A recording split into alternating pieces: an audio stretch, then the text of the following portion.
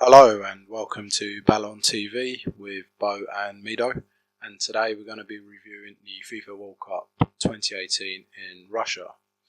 As we know, our winners are France.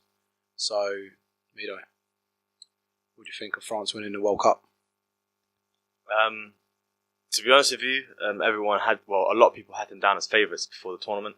I think personally, what was refreshing for me was that we're so used to seeing teams play possession football and passing football and keeping the ball and trying to dominate games like that. But France played like a different brand of football. They were very much happy to let their opposition keep the ball and hit them on the counter attack.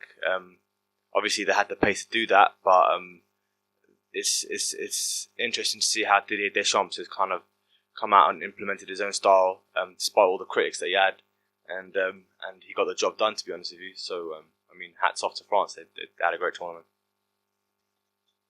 But with that said, do you think we actually saw the best of France? I said to you, I felt like they could kick into gear. For me, they didn't come out of second gear the whole World Cup. Obviously, when they've had to raise it, they have for like little spells during games. But I just feel like they just didn't play to their full potential. Your thoughts on that? To be honest with you, that's the scary thing. We were talking about this before, I know, and you kind of watch France and you think, I don't want to discredit them, and I know a lot of people are going to raise their eyebrows, but I genuinely watched them and I never was blown away. Like, sometimes I watch Manchester City when they won the Premiership last year, Barcelona like 2011. Those kind of teams blew me away. Like, I was wowed by them. Never had that from France. But at the same time, they were always so comfortable. They were never troubled throughout this entire tournament. So it makes you think, were they cruising? No one really pushed them no one forced that next level out of them. I thought we would see it against Belgium, but we didn't really see them come out of second gear, to be honest with you. It's just a testament to how good they are, to be honest with you. It's a young team. They're only going to get better. They're only going to carry on improving. So I think we're going to see more to come from them in the next few years. Yeah, that's true. That is scary. Watching France, for me, it looked like they didn't really have a proper game plan for themselves. For me, their game plan was to test out a team that they were up against, opposition, see how they're going to approach a game, and then just counter them. If I remember correctly, they didn't score at all, I think, in the first 10-15 minutes, probably a bit longer than that. And I felt like they were just literally testing teams, saying, all right, do what you want to us in the first 10-15, we'll see what you've got and what your game plan is, and then we're just literally just going to counter that. If you're going to sit deep, we'll hit you in numbers. If you want to go attack for attack, we'll beat you with the attack and the players that we have. If you want to hit us on a quick attack, we'll just soak it up with who we got. We've got confidence in our defenders, and then we'll hit you on a counter attack with the pace that they have in Mbappe and Griezmann. Even Matuidi's no slouch. Pogba as well, running from deep. That's a player. Pogba. I thought he was quality. That is the Paul Pogba that we wanted to see at United. Obviously, I know you're a United fan, so what are your thoughts on Pogba from what you saw? I think the thing with Paul Pogba, before the World Cup, he was starting to become a little bit of an enigma. There was so much hype around him when we bought him, and he had a great couple of years at Juventus. And I think under Mourinho, his style might have been stifled a little bit. Every time I watch Paul Pogba play for France, players that are behind him, like Matuidi or Kante or even Tolisso, release him, give him that license to go forward and express himself. Whereas United, he doesn't really have that. We all know United haven't, on paper, got the best defence, so Mourinho's way of counteracting that is dropping deep and relying on his midfield to help out. So I think in that sense, he's been unlucky. We'll see next season what happens with the introduction of Fred. He's going to have Fred and Matic behind him, so we don't know how that's going to affect his game. But to be honest with you, he killed it in this World Cup. He had a great final.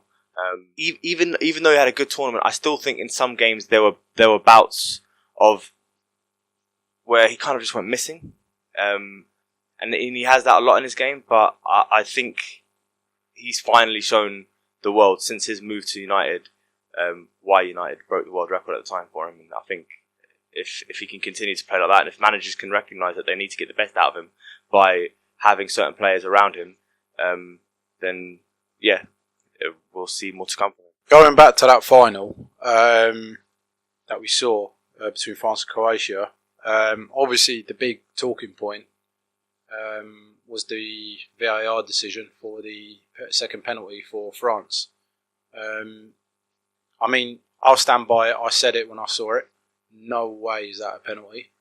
And going on to VAR, I mean, it's just, I feel like it's just taken over the World Cup as a whole, because VAR was getting used so much during the group stages. It did ease off in the knockout games, but even with VAR, decisions are still being made that aren't correct. They're still incorrect decisions, and yes, I know it's hindsight, but would the final have been different if that second goal, well, if you like, the penalty, was given for the second goal for France? And I just, like, again, we're talking about it now. It's, you know, it's been a week and people are still talking about it. I go on Twitter, social media, and people are still talking about it. So yeah, what's your intake on the whole VAR process and how it's been implemented in the World Cup? I'm not a fan of VAR. I think it slows the game down. It's supposed to be definitive, and it's not. We've seen, like you said, the decision in the final was shocking. Wasn't a penalty. Another game that comes to mind is the Portugal-Iran game, where Iran got a penalty. I think it was in the last couple of minutes. Wasn't Cedric? Yeah, it wasn't a penalty. And you see these referees, and they're running to they're going to the touchline to watch the decision or to watch the replay, and they're standing there for like 3 or 4 minutes just to make a decision. If you're not sure, don't give the decision. Simple as that. Yeah. It has to be clear and concise, no? Yeah, I mean, look, I agree with you, because the thing is, for that final, the referee didn't give it, and he let it play carry on. And then you can see him, like, they were talking to him on the VAR truck saying, we're having a look at it, stop the game. And then obviously they said to him, what, we can't come to a decision. Can you go and have a look? And even then, he looked at it for a good, like you said, 5 minutes, made a decision by the looks of it, but then he went back again. I mean, VAR is meant to eliminate mistakes, better decisions, etc., etc. Still didn't get it right. Like you said, I look at like Cedric Soares for Portugal, wrong decision. Gabriel Jesus for Brazil against Belgium as well. Yeah. That was a clear penalty, wasn't given at all. And another thing with the rules to VAR, referees were not clamping down on divers. Like, people were diving, Neymar, perfect example, but they weren't booking them at all. They were so lenient, and players were just rolling around, diving all over the place, and it was shocking and embarrassing. But like, I agree with you. I'm not a big fan of VAR. Never have, and probably never will. I don't agree with it. The game's meant to be free flowing, high tempo. It just slows the game down. You know, like, would you like to see it in a Prem? I wouldn't. It's mad because obviously everyone's got something to say about VAR, and we're obviously not fans. But despite the fact that we think VAR was a bad introduction to the World Cup, funnily enough, it's still probably been the best World Cup in my lifetime, bar maybe 2002. What do you reckon? Yeah, I mean, for me, the best World Cup that we've had is the 1998 one. Then after that, 2000 World Cup was decent over in South Korea and Japan. 2002, sorry. And then 2006, I thought so much drama, obviously with what happened with Zizou in the final. But I agree, this World Cup's been quality for me. I mean, a lot of goals, teams going to attack. No disrespect, but the lower teams, if you like, so proclaim the lower teams, were giving the bigger teams big problems. It was a tournament of the underdogs, isn't it?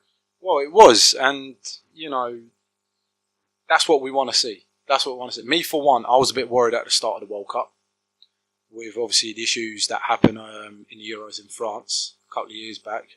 But credit to him, I thought it was an absolutely quality World Cup. So yeah, just full credit to the Russians. It's got to be said. Right, going to England. How would you summarise our World Cup this year? Obviously, the most successful World Cup we've had since 1990, right? Haven't made it to the semi-finals ever since then. It's been just tournament after tournament of failure. And I think going into the tournament, no one expected much from England. We were all cracking jokes. I mean, like you said before to me the other day, the whole "it's coming home" thing started off as a joke, and then now people started to believe it as the tournament went on. But the question that's kind of still looming for me is just were we lucky with the draw? Is that why we made it so far? I mean, are we getting ahead of ourselves and thinking, oh, we got to semi-finals with this young team? It's a bright future ahead of us. We're going to carry on pushing forward. I mean, sometimes you have to be realistic and look at how the draw opened up for us. I mean, what do you think? Yeah, I mean, yeah, of course the draw did open up, but you can only beat what's in front of you at the end of the day. And as we saw in 2016, when we lost to Iceland, we thought it was an easy passage through. And even then we got knocked out.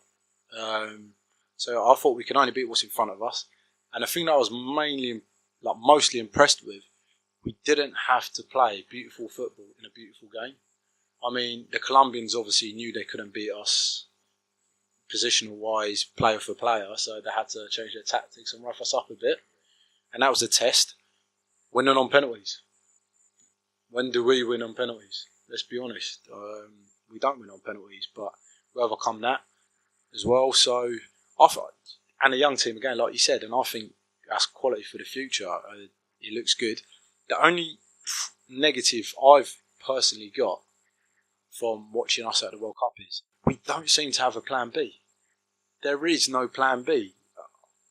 I mean, going to that Croatia game, we're 2-1 down. Well, go back to 1-0. We're 1-0. We're looking a bit shaky, a bit ropey. Croatia all over us. I think at that time, Gareth Southgate needs to have a look, see who's the most experienced player he has on that bench. Put him on, just for a bit of experience. Gary Cahill, to name one. Just to settle things down. And, just guide us through that. And there was just nothing there. I felt like there was just nothing there. Absolutely nothing there. Kane just didn't look right for me. After the group stages, he just did not look right. I don't know if he was injured. I don't know what was happening. But he just didn't look right at all. And another thing, we spoke about it before the World Cup, about who would go in the squad. I thought we were missing that creative spark in the middle. And I said to you, before the World Cup, before this squad's even got announced, Jack Wilshere had to go. With Oxlade-Chamberlain out injured, I said, Jack Wilshere has to go. Because he can be that driving force for midfield. He can make something happen. He's got that spark about him. I mean, Hendo's good. Does his job defensively. Not that great attackingly. Eric Dyer, exactly the same. Dele Alli, I thought, was dead in the World Cup. I don't know whether it's because it's a long season he was tired, but he looked dead. Jesse Lingard, little spell, scored a cracking goal. It's Panama, but that was about it. Didn't really see much of him. But I'll go back to it again. Did we really need to take the likes of Danny Welbeck instead of Jack Wilshere? I mean, I'm sorry, but Danny Welbeck instead of Jack Wilshere, for me, is just shocking. Because, yes, he can play through the middle, play out wide. But we've got loads of players that can do that. We've got Jamie Vardy, we've got Rashford, we've got Lingard, even Dele Alli if he wants to do that. Kane, if you needed to put him out wide. I don't know. What do you think? 'Cause for me, it's a trick missed without taking Jack Wilshere.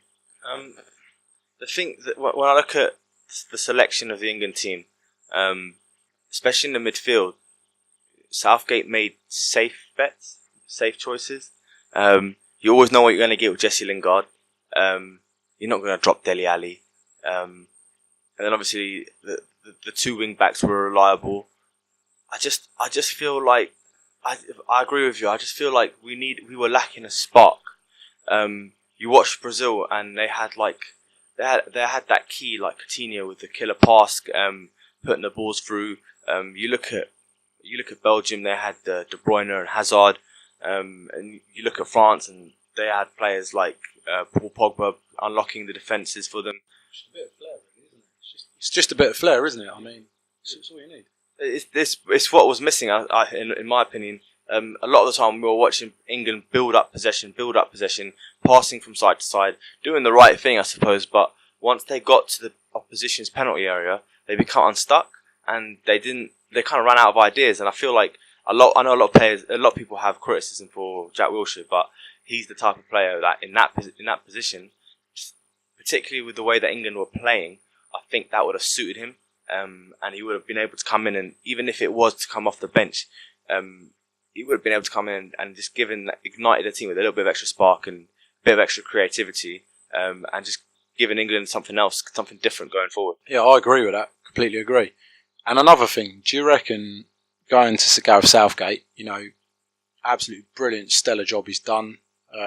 You were telling me the other day how good the camp looked and how together it was, and we haven't had that.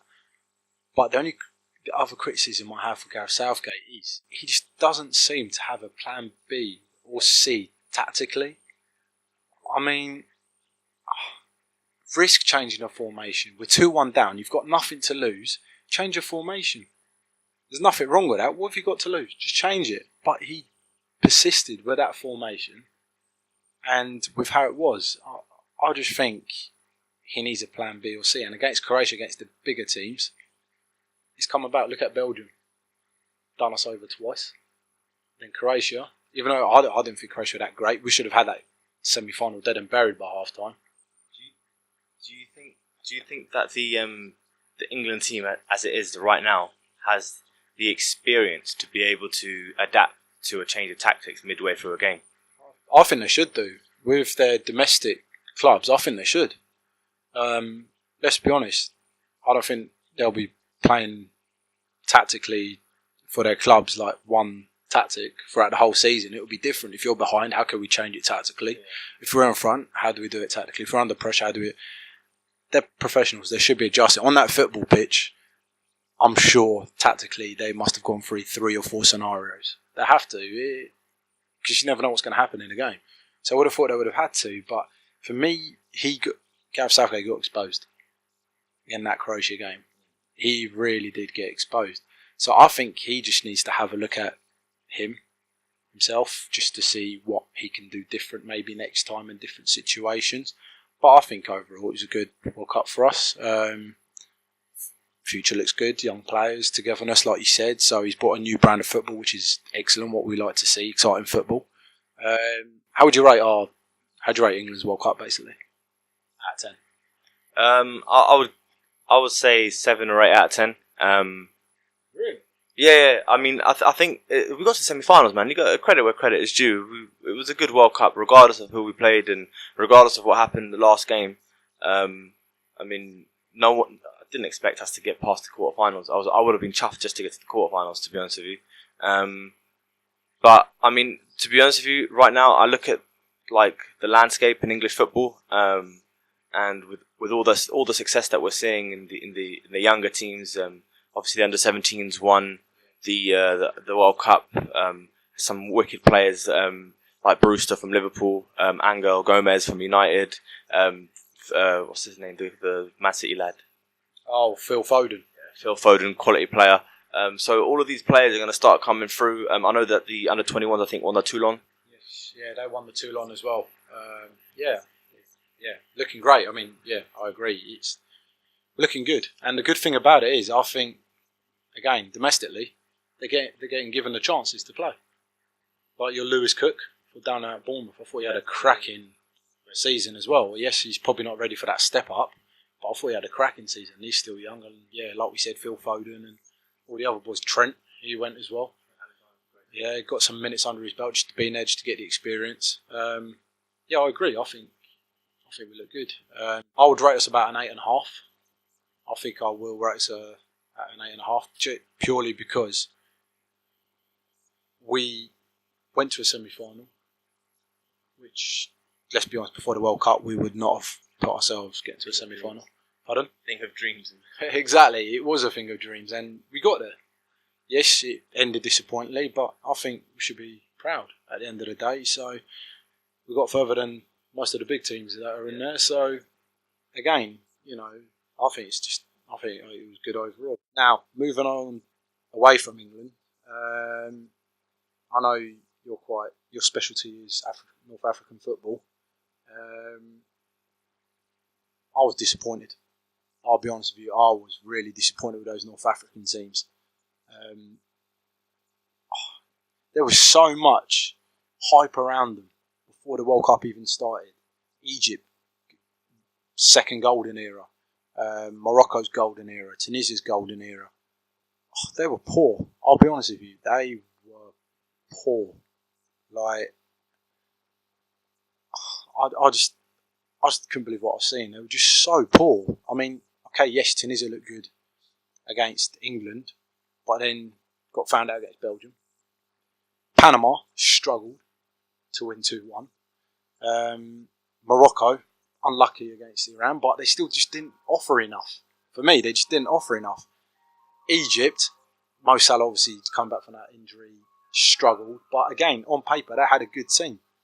And for me, out of all those Arab teams, if you include the Asian Arab countries, I was more impressed with Saudi Arabia, to be honest. But going back to the North African teams, I don't know.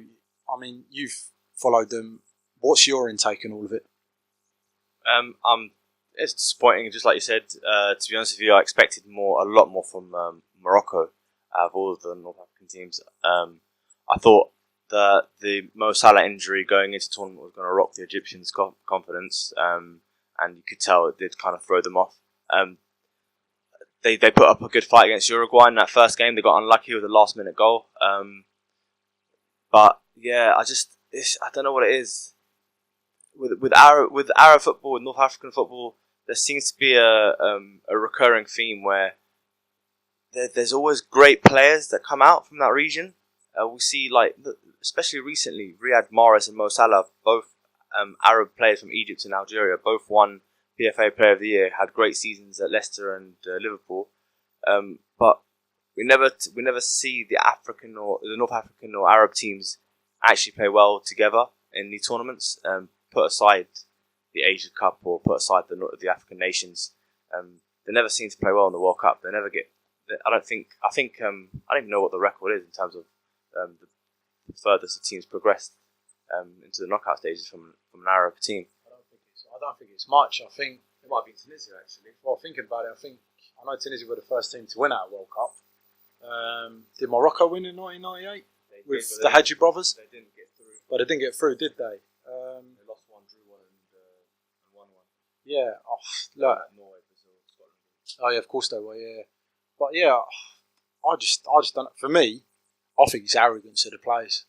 I think it's the mentality of these Arab players. I'll put it down to arrogance. For me, most of them follow the money. For me, they follow the money. Such great talents out there have Europe knocking on the door when they're in their countries playing, and then they decide to go somewhere like, with due respect, like Qatar or Dubai to play their football. But perfect example is Tunisia's number 10. Satni. Yeah. Yeah, I mean, obviously he was unlucky to get injured before the World Cup, but I remember when he was 17 down at Esperance, and he had Barcelona, Juventus, Paris Saint-Germain all sniffing around him, and he turned them all down to go to Qatar. I just don't understand. What are you going to gain from going there apart from money? Surely as a professional you want to play in the best tournaments, for the best teams, in the best leagues. I mean, I look at the pros like your Xavis, your Iniestas. After they've done their business, then for the last year or so, they'll go to your Japan, your Middle East, America, wherever, get their last paychecks and then retire on a high. Yeah. Not when you're young, you're 20s and all that. And for me, I just think it's arrogance, if I'm totally honest. And another thing as well, I think Tunisia were the only ones that had a actual home coach.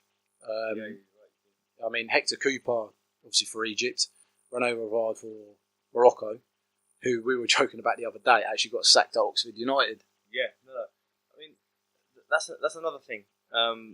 Going into the tournaments, these Arab teams always seem to think that the best way, or the best way to get the most out of their players and the most out of their teams is by employing a foreign manager. Has it ever worked? Has it really ever worked? I just feel like right now it's hard to say what's going wrong because it's always been going wrong.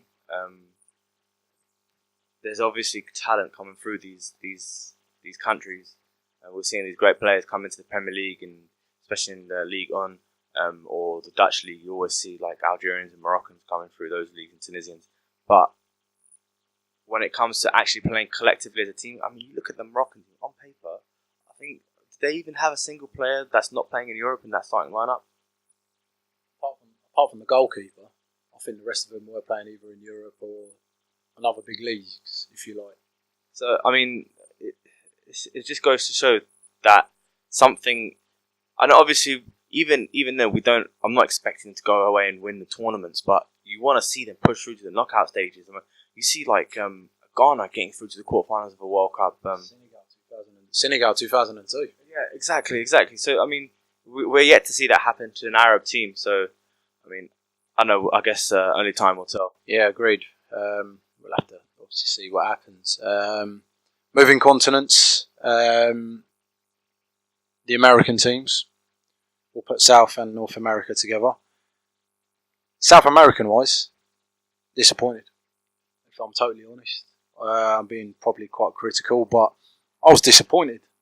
For me, Uruguay looked decent until they come up against, obviously, the eventual champions, France. But I thought Uruguay looked really organised. They looked excellent. I think they were lucky with that Cavani injury that he sustained to get them through against Portugal, I believe. But quality centre-back pairing with Jimenez and Godin. For me, Godin's one of the most underrated centre-backs. He's just so underrated. Absolutely underrated. We didn't see the best of Luis Suarez, I don't think. That Torreira, who's just signed for Arsenal, he impressed me, I've got to say. He impressed me. Laxley, the left-back, very impressed with him. Bentancur as well, impressive. I think probably Uruguay actually impressed me more than the others. More than Brazil?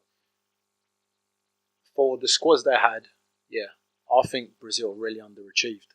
I think they really did underachieve. They just didn't look right. They were scraping through games. And I don't know. What do you think's missing from Brazil right now? I mean, you look at that team, and obviously Neymar came out with that bold statement at the start of the tournament about how him and Gabriel Jesus and Coutinho were going to win the tournament for Brazil. They do on paper have quality in every position. Do you think that perhaps it revolves too much around Neymar? I think so. And obviously, like you said, him coming out before the World Cup with that statement, Gabriel Jesus for me had a shocker. An absolute stinker. And I'm not a fan of Gabriel Jesus at all. I mean, he had an absolute stinker. And then you look at the bench, Bobby Firmino banged in 30 plus goals for Liverpool, scored as well, played, I think, less than a quarter of the minutes that Gabriel Jesus played. He wasn't starting. He didn't start a single game. And I just think... Do you think Neymar had a role to play in that decision? Let's be honest. A lot of people are saying that he's influencing managers' decisions recently. I think I read something about Unai Emery saying that Neymar called a lot of the shots at PSG, and if he didn't get the way he wanted, he throws his toys out the pram. Do you reckon that he wanted his close mates playing alongside him? Yeah, no, definitely. Like you said, if you come out of that statement before the World Cup, what does that tell you? Yeah. And if you're going to interrupt him and not make him happy, well, you've got let's be honest, you've got a nation to deal with, haven't you? Yeah, exactly. So, yeah, I think you're right with that. I was impressed with Coutinho and Willian. I thought they were quality. Coutinho was, he had a great tournament, especially that goal that he scored against it Switzerland? Yeah. I mean, Coutinho is first class for me. But again, who runs that team? Is it the manager or is it Neymar? To be honest with you, I mean, I'd never heard of the manager before the tournament. Didn't know who he was. You look at Brazil, man, and there was a guy that kept on coming on Radio 5, 909, and he's a Brazilian sports pundit, and he was talking about how he felt that the biggest problem with this Brazil team is that they're too emotional, and he was saying things like after in the 2014 World Cup, I think it was after did they knock out France? Was it France they knocked out? It was one of the knockout games, and he said Thiago Silva was in tears. And he said it's not what you want to see from a great nation like Brazil. Like, you're not supposed to be that emotionally invested in a game not until before the final. I mean, they're 5-time winners. So I don't know if this new crop of players are too emotional, don't really have the right mindset. But then again, you say that and you look at it, and the team's full of Champions League winners, league winners, titles all over the place. No, I agree. And going back to that 2014 World Cup, I saw a picture on Twitter the other day, and it was of David Luiz holding up a Neymar shirt before the Germany game when he got injured. Yeah. It's as if Neymar was dead. I mean, come on, he was injured for crying. You know, okay, it's not nice as your golden boy and your star player, but have a bit of confidence in yourselves. And it's like you said, emotional. They were. I mean, that Germany game, they looked emotional before they even went on there because of what happened to Neymar. So it's happened before in '98 when Ronaldo got in. I don't know what happened to Ronaldo before that final against France. I think he was ill, wasn't he? I think he was ill. He had like food poisoning or something. So it's a mystery, isn't it? But Brazil didn't look the same. At the time, their golden boy Ronaldo was not right. Something had happened, and the team that we were watching throughout that entire tournament, who were running riots, who played amazing football, got to the final and just fell apart. So is it a recurring trend for Brazil? Is it something where if they got a star player, they rely on him too heavily? You look at 2002, they had more than one player. They weren't just relying on Ronaldo, they had Rivaldo as well. Ronaldinho was coming into the fray. So, I mean, right now it just seems like it's the Neymar show. Yeah, I agree with that. And going on that for, relying on your star player, Argentina. Yeah. Oh, I mean, seriously, where would that country be without Messi? I mean, they were just poor. I'm sorry, they were just poor.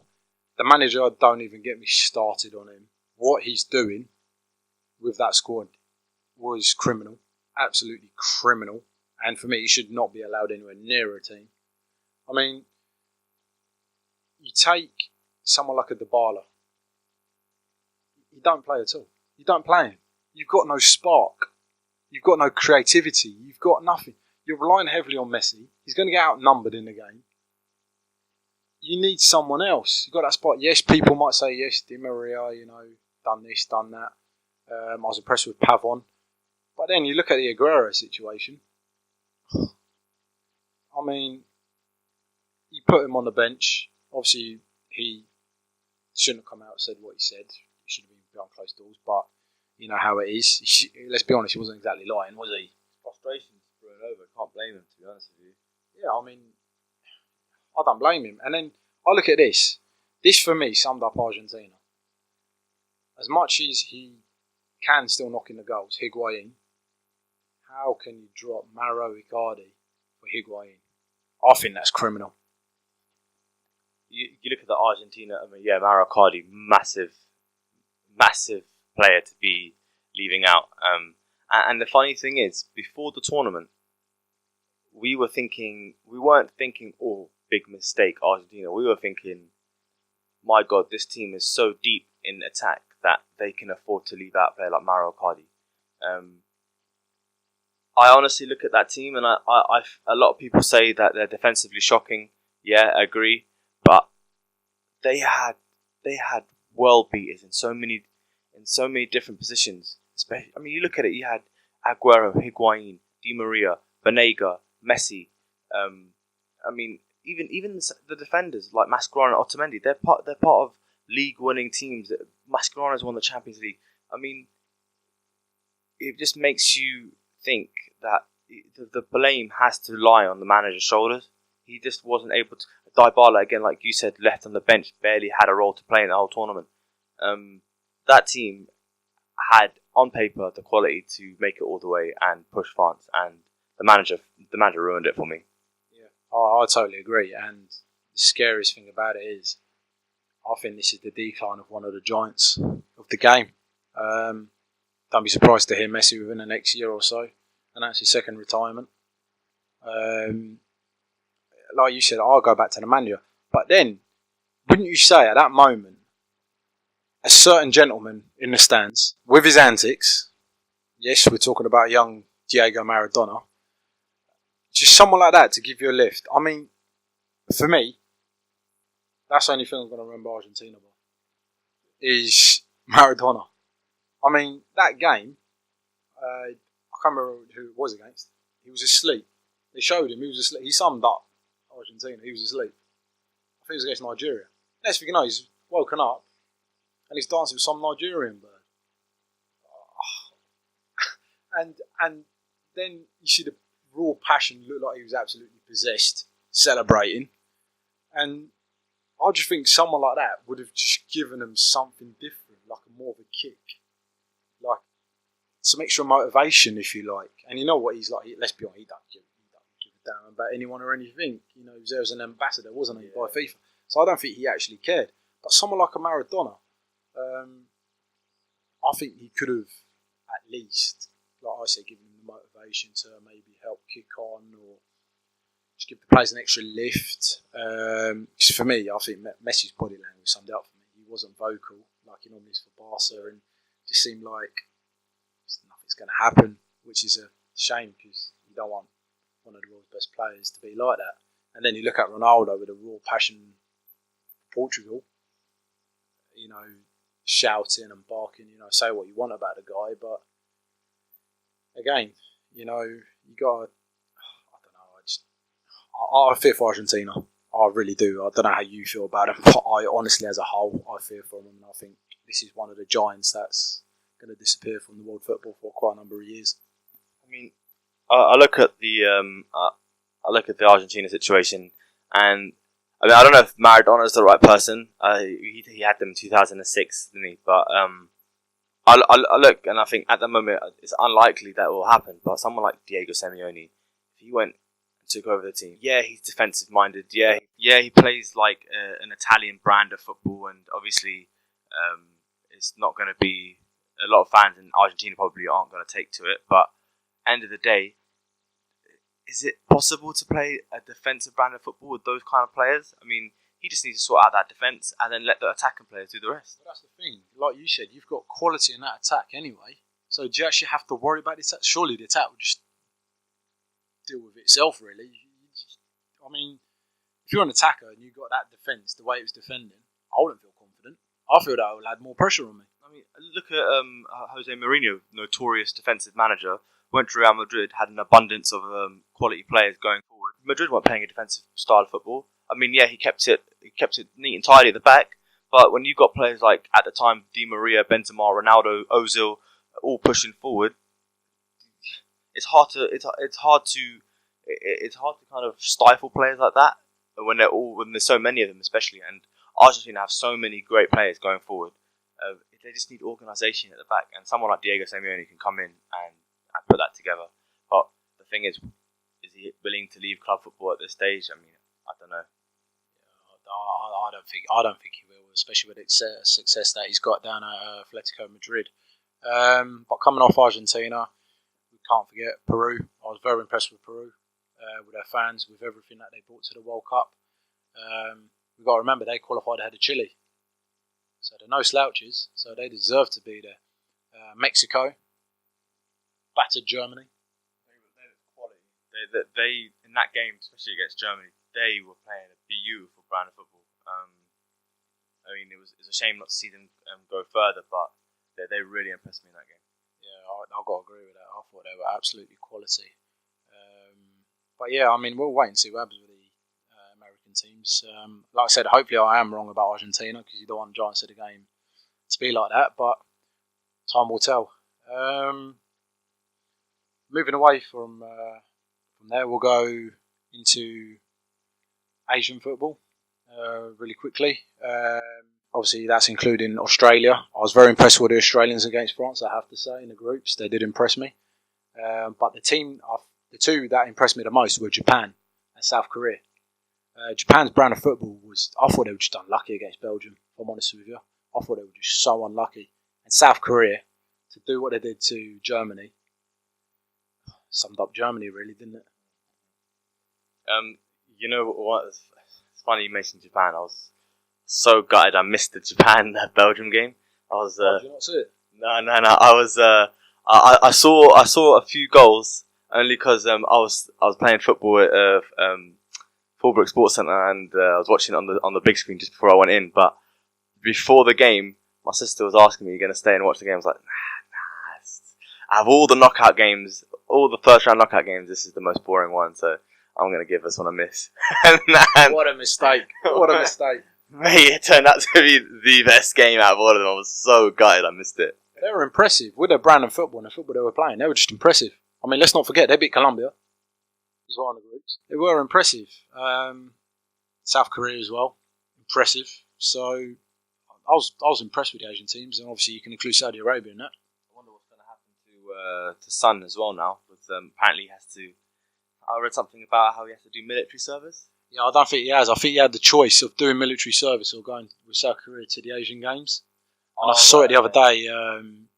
They said that he is going to go, so he's going to miss beginning parts of the season for Tottenham. Okay. But yeah, he did just sign a brand new deal with Tottenham anyway, extended his contract. So yeah, I don't think that will matter too much with the quality Tottenham have got, if I'm totally honest. Right, going into Europe very, very quickly. One question I have for you as a United fan. We spoke about Pogba. What has happened to Romelu Lukaku at this World Cup? He was a fiend. Do you know what? I've spoken to a few people about Lukaku and the way he played and what he looked like for Belgium compared to Man United. You gotta. I know. I sound like a broken record, but it comes down to the way Mourinho is setting up his team. At United, Lukaku plays more of a target man role. That's what Mourinho is trying to get him to do, and he doesn't suit that. He's always looked better running onto the ball.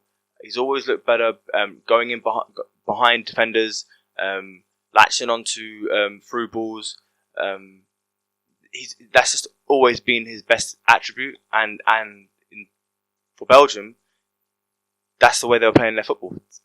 De Bruyne was putting the balls through, Hazard was putting the balls through, and Lukaku was running onto them. It was a dream. Yeah, I agree with that. But even at United, he's got Pogba behind him. He has got some creative players behind him.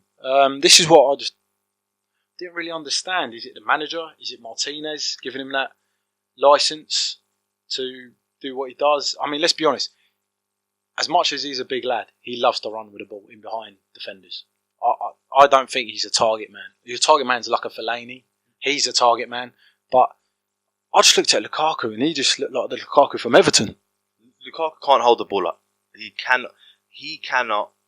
Like I've watched him week in, week out of United, and his first touch is shocking. His passing ability is shocking. Has he got a better first touch than Heskey though? Yeah, I think most people do. To be honest with you, I think I've got a better first touch than Heskey. But yeah, you see him, man, and with United, it's so frustrating because he's got his back to goal, leaning up against the defender, and he's obviously been instructed to play that way, and he can't do it. Whereas with Belgium, you see him, he's latching onto that through ball, trying to go in from behind the defender. He just suits playing like that, and it's weird because his size and his kind of like the way he is, you would think this guy's a perfect target man. He's huge. He doesn't play like one.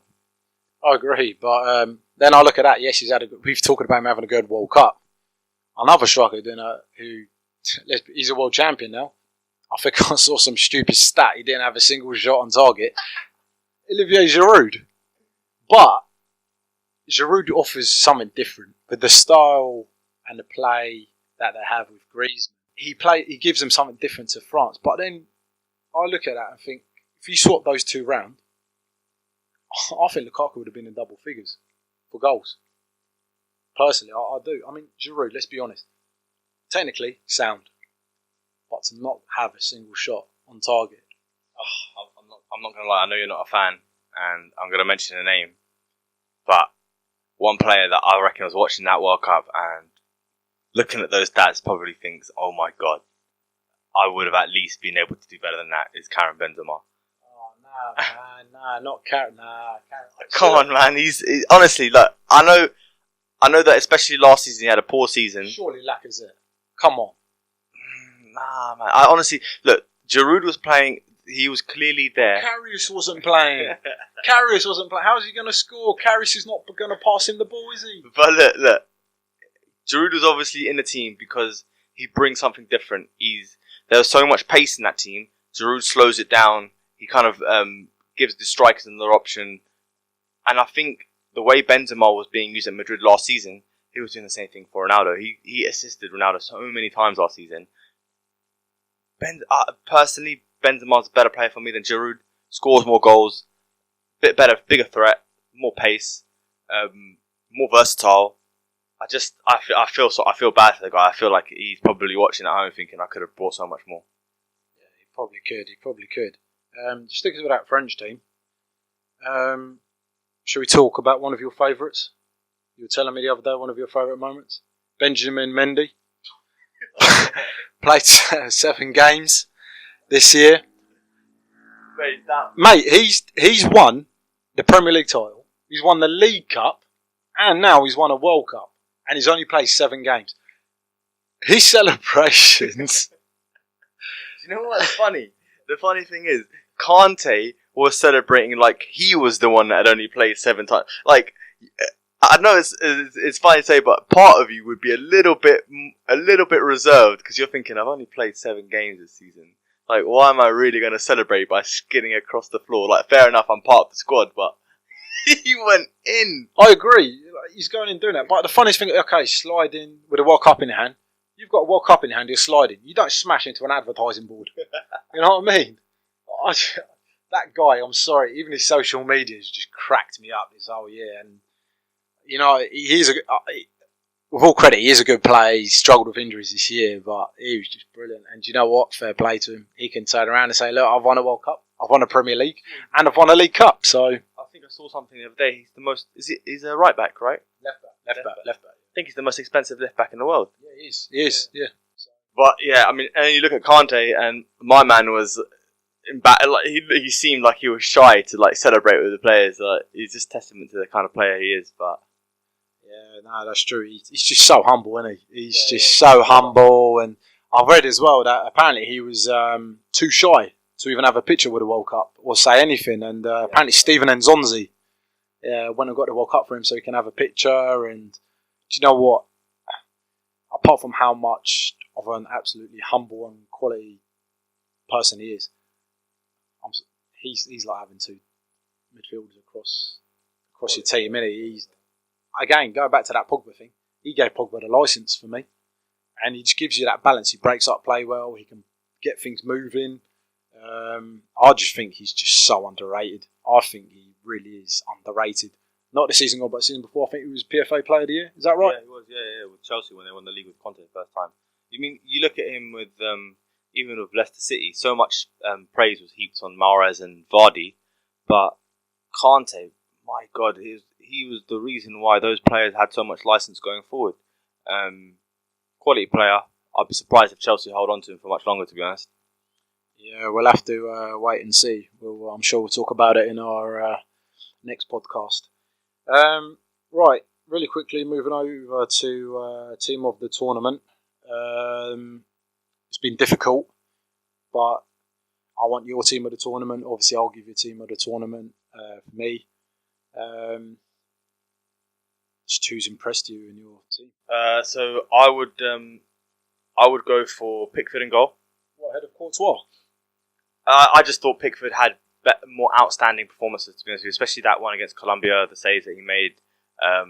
Courtois had a good tournament, but got to give it to my boy Pickford. Saying that, Pickford, I don't know if you saw that save in the third place game from Thomas Meunier. Oh, what a save. Absolutely quality save. I would go with Varane, Vida, Pavard and the Croatian right back. Is it Vereska? Something like that. Yeah, he was quality. Especially against England, mate. He was brilliant. Like, he was a nightmare for Ashley Young in that game. So yeah, he had a great World Cup before. He was brilliant. I'd go with Modric and Pogba. Modric, player of the tournament. Player of the tournament, man. He had a quality tournament. Really, especially that game against Argentina. Classy performance. Showed Messi how it was done. But yeah, I'd go with Mbappe and Perisic out wide. Perisic, for me, mate, was quality. I know everyone knows what to expect from Mbappe, and he kind of just proved that he was the player that everyone says he is. Perisic, on the other hand, I've only seen him play a handful of times, and in this World Cup, he blew me away, man. He impressed me so much. Gutted that United didn't manage to sign him last summer now, that after what I've seen.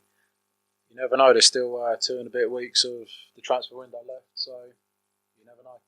Yep. And then I would go with Kane up front purely because of the fact the top scorer, can't leave him out, and Lukaku. Very interesting team. I can't really argue with that, to be honest. I don't think I can. My team of the tournament, same as you. I'm going to go with Pickford in goal. I'm going to go with a 3, I think, in defence. Varane, I thought was an absolute theme for France. Absolute rock. Showed his class. Absolute rock. Secondly, Lord Lovren. I don't know what's happened to him over the last 5 months. He just looks a different player. He looks a complete different player for Liverpool and for Croatia. Apart from that pass that he played to one of the strikers, that's the Lovren we know. But apart from that, he's been absolutely solid. Harry Maguire, he's in there. I thought he had an absolutely fantastic tournament. And credit to him and credit to Leicester. I thought he's absolutely quality. And it just goes to show his development is there for everyone to see. I'll go with 3 in the middle of the park. Kante. Don't need to say much really about Kante, let's be honest. Luka Modric as well. Player of the tournament. Can't really say much. And the other one for me that I was really impressed with was Kevin De Bruyne. I mean, watching the Premiership, you know what you're going to get with Kevin. It's going to be the same thing. He's had a great season all round. But he's just technically so aware. He's just aware what's around him. I feel like he thinks 5-10 seconds before he even gets the ball about what he's going to do next. Just an absolute sound player. With the wings, same as you, I'm going to go with Mbappe. Like you said, the golden boy for me for football at the moment. And 19, winning a World Cup. What was that, his feet really? Perisic, cracking player. He's shown us some absolutely brilliant stuff this World Cup. So fair play to him. Up front, I'm going to go with Kane. You have to. Top goal scorer in the tournament. Done what he needed to do. Didn't look right, like I said earlier, after the group games, but Kane for me was impressive. And Eden Hazard. I thought Hazard had a quality World Cup. And I don't know whether that is... I felt like the performances was basically saying, Real Madrid, Barcelona, come and get me. As much as I love him in the Premiership and he suits Chelsea to a T, to me he just looked like he's playing out of his skin, just showing what he can do, to be honest. Yeah, I think this summer we're going to see him go, especially with Ronaldo going to Juventus. I think we're going to be seeing him move away from Chelsea. I'll be very, very surprised if Madrid don't make a move before the transfer window closes. Yeah, no, I agree.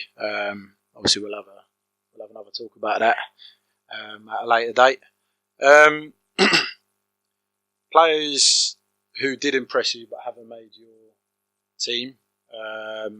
For me, I think we spoke about this earlier and we both agreed on these 3. I think Inui for Japan scored a cracking goal against Belgium. I was really impressed with him. Yeah, great player, quality. Barrios, Colombia, centre midfield, monster. I thought he was absolutely brilliant. I thought their centre back that played alongside Sanchez, what's his name? Yerry Mina. Yeah, I thought he had a quality World Cup. I was really impressed by him actually.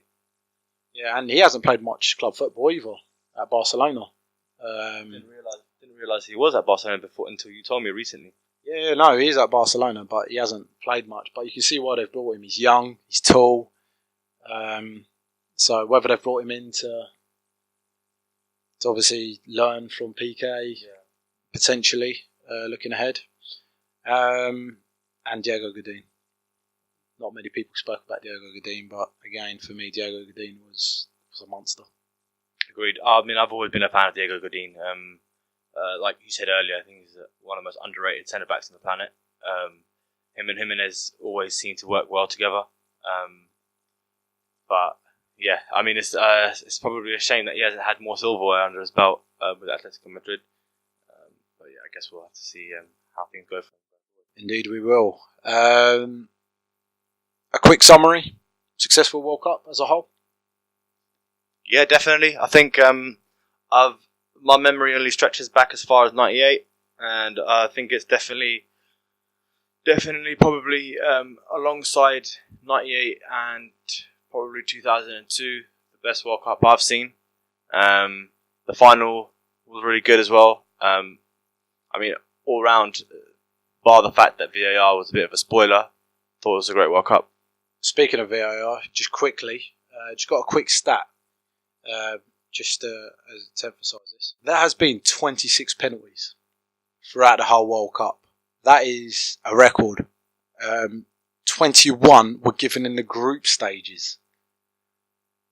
Now, for me, just looking at those stats, and probably some of them weren't even penalties, let's be honest. Yes, you could call it a success, but with the factor of VAR, was it really a success, listening to those stats? To be honest with you, I mean, it brought an element of excitement. It brought an element of excitement to the tournament. I feel like they kind of eased off using VAR once the knockout stages started.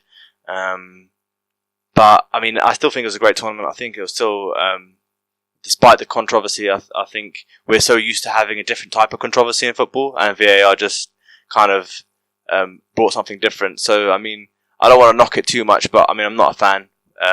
But, I mean, it was part of this tournament. It's something that we're always going to remember Russia for. So, I mean, it is what it is, I suppose. Yeah, agreed. But, I mean, let's not take away from the Russians. I mean, they've hosted an absolutely fantastic World Cup from start to finish. I know there was concerns before the tournament about the crowd trouble, with obviously what happened in the Euros over in France. But credit to them. Credit where credit's due. They have put on an absolute show for us. And it has been a great World Cup. So many records broken for good and bad reasons. But let's obviously just remember the good reasons above everything. So, absolutely great World Cup for me. And just to finish off with, 100% the best team throughout the tournament won. Yeah, definitely. I thought France was the best team. I thought they were the favourites at the start. I mean, I'm not surprised that they won, to be honest. Just really quickly, obviously another 4 years, we have another World Cup. In 2 years' time, we have another Euros. Looking about how young that French team, with what they've done, not kicking into their top gear, what do other countries do? What do we do, England? What do Spain do? What do Germany do? Let's not forget Italy and Holland are still to come back. Portugal, obviously they've got to still be in there as well. Belgium, but what do you do with this French team? Because they're young, they're only going to go from strength to strength at the end of the day.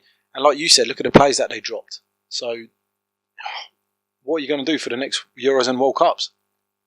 They're only going to get stronger, to be honest with you. I mean, like you said, all of these, Germany are going to go back and collect themselves and come back stronger. Italy are going to come back. Holland are going to come back.